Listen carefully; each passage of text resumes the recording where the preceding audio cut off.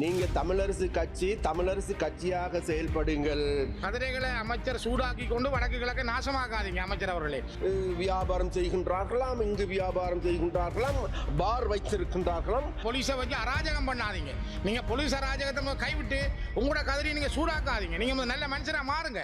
அடிக்கடி சூடுகின்ற ஒரு வார்த்தை தான் வேறுதும் இந்த தையட்டி திசவியாரை சம்பந்தமாகவும். அப்ப தையட்டி திசவியாரை சம்பந்தமாக நாங்கள் மிகவும் நேர்மையாக அங்கிருக்கின்ற அந்த பிரச்சனையை தீர்ப்பதற்கு ஏதுவான நடவடிக்கைகள் எடுக்கப்பட்டிருக்கும்.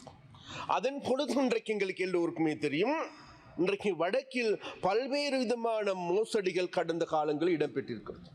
அப்ப அந்த மோசடிகள் தொடர்பாக இன்றைக்கு விசாரணைகள் ஆரம்பமாகியிருக்கிறது.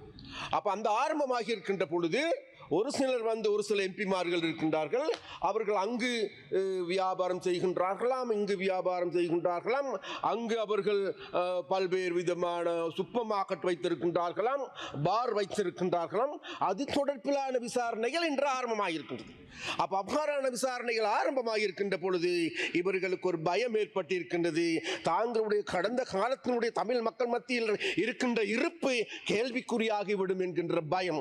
அதன் காரணமாக இவர்கள் இதோ போலீஸ் அராஜகம் வந்துவிட்டது, ராணுவ அராஜகம் வந்துவிட்டது என்கின்ற கூற்றை மாத்திரம் காலமாக சொல்லி தமிழ் மக்களை சூடேற்றி அதில் குளிர் காய்கின்ற அரசியலை செய்ய வேண்டாம் என்று நாங்கள் மிக மிக வினயமாக கேட்டுக்கொள்கின்றோம் கௌரவ உறுப்பினர்களே. அதே போன்று உங்களுக்கு எல்லோருக்குமே தெரியும், அந்த நபர்களை நாங்கள் தேடி பார்க்கின்ற பொழுது நீங்க எங்களோட எல்லாம் கவனமா இருக்க. நீங்க சுமந்திரன் கிட்ட மாத்திரம் கொஞ்சம் கவனமா இருங்க ஸ்ரீதரன் அவர்களே. அவர் தான் இன்றைக்கு உங்களுக்கு பின்னால் அடிக்கடி வந்து கொண்டிருக்கின்றார். அவர் வந்தது மாத்திரமல்ல, இன்றைக்கு உங்களுக்கு எல்லோருக்குமே தெரியும் இவருக்கு எதிரான வழக்கு நடவடிக்கைகள் காரணமாக இன்றைக்கு அதாவது தமிழரசு கட்சி என்பது இன்றைக்கு சீரழிந்து போன கட்சியாக மாறி இருக்கின்றது. ஒரு பக்கம் மாத்திரமல்ல, மறுபுறத்தில் நாங்கள் தேடி தலைமை தாங்கும் உறுப்பினர் அவர்களே, என்னுடைய பெயரை கௌரவ அமைச்சர் அவர்கள் சொன்னபடியால் நான் சொல்றேன்.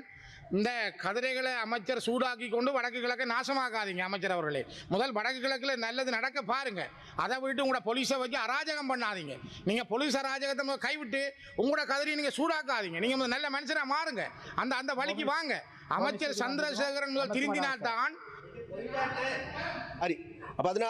அதனால நாங்களும் சொல்லுகின்ற அதுதான் வேற எதுவும் இல்லை. நீங்க தமிழரசு கட்சியாக செயல்படுங்கள். இன்றைக்கு போதை வஸ்து கட்சியாக மாற வேண்டாம். இன்றைக்கு உங்களுக்கு தெரியும் நினைக்கின்றேன், நல்லூர் பிரதேச சபையில் என்ன நடந்திருக்கின்றது, உங்களுடைய கட்சிக்காரர்கள் என்ன செஞ்சு கொண்டிருக்கின்றார்கள். நீங்கள் பிரதிநிதித்துவம் செய்கின்ற கிளிநொச்சி மாவட்டம் என்ன நடந்திருக்கின்றது.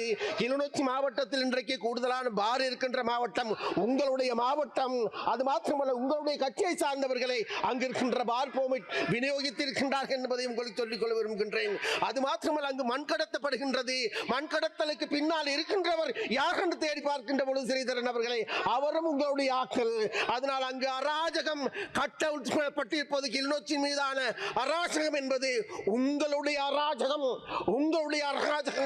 தான் இன்றைக்கு அங்கிருக்கின்ற மக்கள் மீது கட்டவிழ்த்துவிடப்பட்டிருக்கின்றது என்பதை மறந்துவிட வேண்டாம்.